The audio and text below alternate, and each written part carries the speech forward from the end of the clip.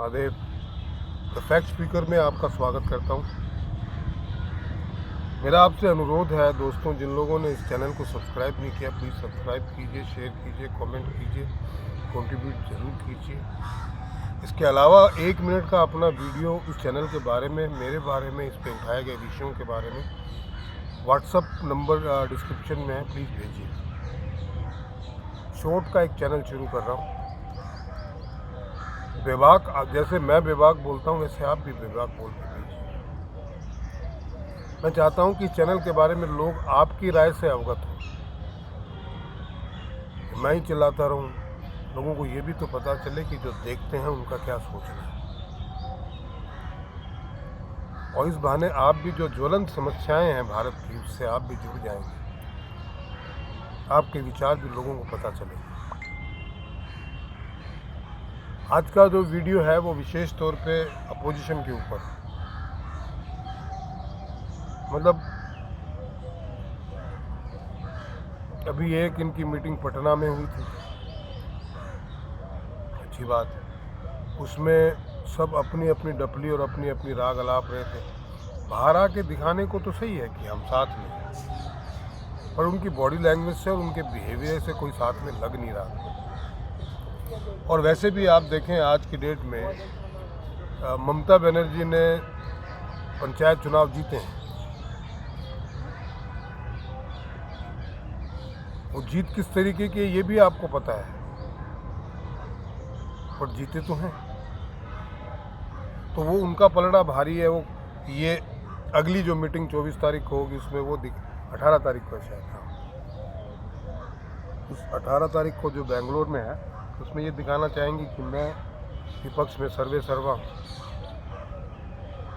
और वो सीपीएम और कांग्रेस मिलकर लड़ी थी जो तीसरे नंबर पे है। हालांकि भाजपा भी दूसरे नंबर पे होते हुए बहुत दूर है, लेकिन है तो दूसरे नंबर पे। ये जो 18 तारीख की मीटिंग होने वाली है, इसमें सोनिया गांधी ने 15 की बजाय 24 दलों को बुलाया। अब वो जो 8 दल हैं वो जो ऐड किए हैं वो कौन से हैं? मीडिया ये तो बोल रहा है कि 24 दल एक साथ आएंगे, 24 दल एक साथ। 8 कौन से हैं जिनका मतलब थोड़ा बहुत प्रभाव है, और वो भी केरल, तमिलनाडु, आंध्र प्रदेश में है? उनको इनवाइट किया जहाँ बीजेपी है ही नहीं। तो बीजेपी के खिलाफ मोर्चाबंदी क्या करोगे आप? कंफ्यूज है पूरी तरीके से विपक्ष की, करें क्या? शरद पवार को बहुत बड़ा नेता मानते थे, वो तो अपने से ही जूझ रहे हैं। नीतीश कुमार जो है वो चौधरी बनने चले थे, तो सोनिया गांधी ने कमान हाथ में ले ली। और अब ये लगने लग गया है कि कांग्रेस ही विपक्ष को जोड़ने का प्रयास कर रही है। नीतीश कुमार साइड हो गए। ये मैंने कहा भी था, आप मेरे एस्ट्रो के वीडियो में देखेंगे तो नीतीश कुमार का भविष्य दिखेगा।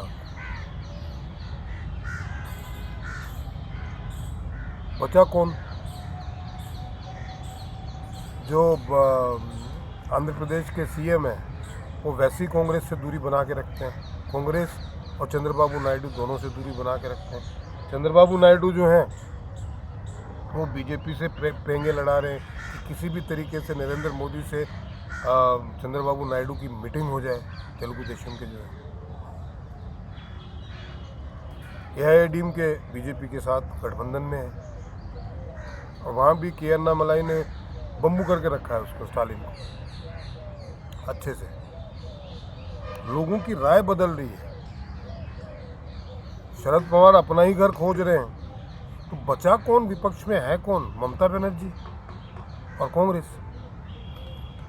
अखिलेश यादव, उनको भी रात दिन ये अमित शाह का डर सताता रहता है कि कहीं मेरे वाली ना तोड़ दें। नीतीश कुमार तो सो ही नहीं पाते हैं अभी, उनको तो नींद की गोलियां लेके भी नींद नहीं आती। ये मैं आपको सच कह रहा हूँ, क्योंकि उनकी पार्टी टूटने के वर्ष पे खड़ी है। तो है कौन? नवीन पटनायक, वो कांग्रेस के साथ कभी नहीं जाते, उनकी अलग राजनीति है। तो विपक्ष बड़ा कंफ्यूज है, करे तो करे क्या। मोदी को हराएं तो हराएं कैसे।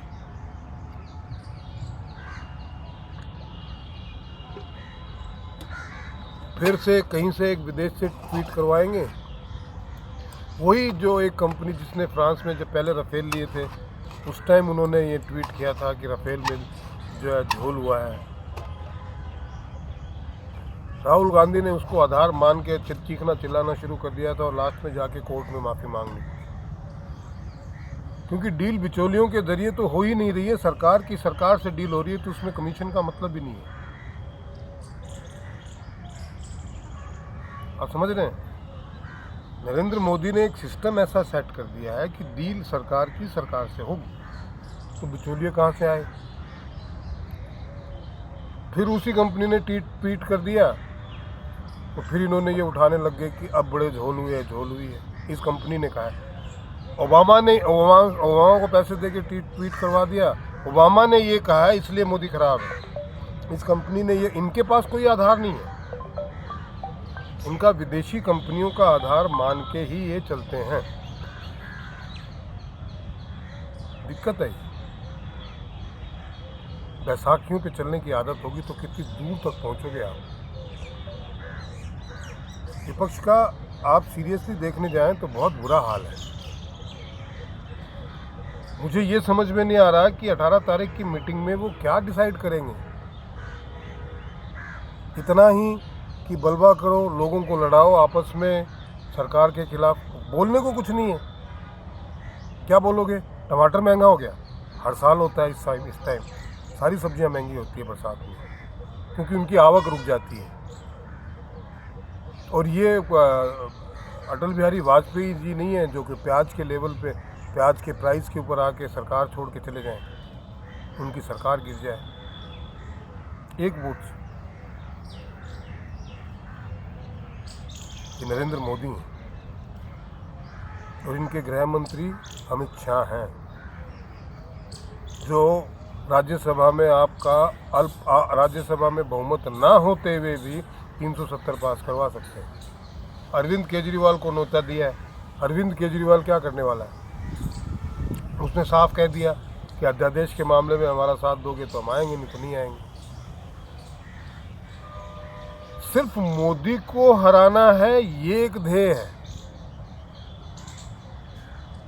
ऐसे में विपक्ष जो है ये समझ नहीं पा रहा है कि इस ध्येय को पूरा कैसे करें, क्योंकि जनता मोदी के साथ है। और साथ क्यों है कि वो आदमी सिर्फ काम ही करता रहता है। उसने 70 सालों की गंदगी को साफ करते करते उसके कंधे झुक गए हैं, बट वो फिर भी लगा हुआ है इस उम्र में। और ये युवा नेता झूठ बोलने से ही बाज नहीं आ रहे हैं, तो ज़्यादा से ज़्यादा क्या होगा कि सब एक दूसरे से मीटिंग में बहस करेंगे, लड़ेंगे, झूठ बोलेंगे, प्रपंच करेंगे और बाहर आके फिर साथ में मिलके एक फ़ोटो खिंचा के एक प्रेस कॉन्फ्रेंस में अगली मीटिंग अनाउंस कर देंगे और हम लड़ेंगे, साथ में मिलके लड़ेंगे। ये एक स्टेटमेंट आ जाएगा जो वर्षों से आ रहा है। ये है लब्बो लुबाव विपक्ष की मीटिंग का, मैं आपको अभी बता रहा हूँ। इनके अलावा कोई विषय नहीं है, कोई मुद्दा नहीं है और कोई चर्चा नहीं हो सकती। खाना खाएंगे, ममता बनर्जी लेफ्ट के साथ नहीं बैठेगी, लेफ्ट ममता के साथ नहीं बैठेगा। अगर कांग्रेस लेफ्ट को छोड़ती है तो मरी। और कोई इनकी आइडियोलॉजी नहीं है, वो केरल में इनके खिलाफ लड़ती है और बंगाल में इनके साथ मिल के लड़ती है। जनता बेवकूफ़ नहीं है, जनता सब जानती है, ये बेवकूफ़ समझते हैं। इनका पहले से ही ये था, पहले कैसे चल जाती थी, क्योंकि सोशल मीडिया नहीं था, हिंदू जागा नहीं था। ये क्या करते थे, हिंदुओं को जातियों और उपजातियों में बांट के उनके एक वर्ग का वोट ले जाते थे और मुसलमान तो एक मुश्त इनको देते ही थे, तो उनकी जीत पक्की हो जाती थी। हिंदू बटा हुआ था, अब नहीं है, अब वो समझ गया है। आप समझ रहे हैं, मतलब इतनी आग लगी है बंगाल में, किसी ने कुछ बोला? आप स्वयं समझदार हैं, इसको समझने का प्रयास कीजिए। और न ही उस मीटिंग में कोई कहेगा कि बंगाल में इतनी हिंसा और आगजनी और लोगों को मारा गया इलेक्शन में, कोई नहीं कहने वाला। आप इस तरीके से सोचिए कि देश की 24 पार्टियां आंख बंद करके बंगाल की हिंसा पे बैठी हैं।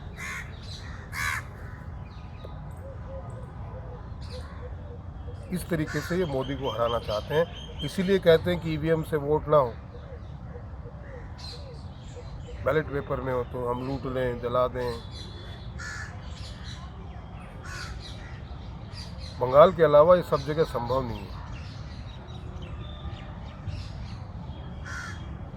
कंफ्यूज है और कंफ्यूज ही रहेगा, अंत तक आएगा मोदी। आज के वीडियो में इतना ही। आशा आपको ये मेरी बातें अच्छी लगी होगी। प्लीज़ सब्सक्राइब कीजिए, शेयर कीजिए, कमेंट कीजिए और कंट्रीब्यूट ज़रूर कीजिए भैया, आवश्यकता है। महादेव।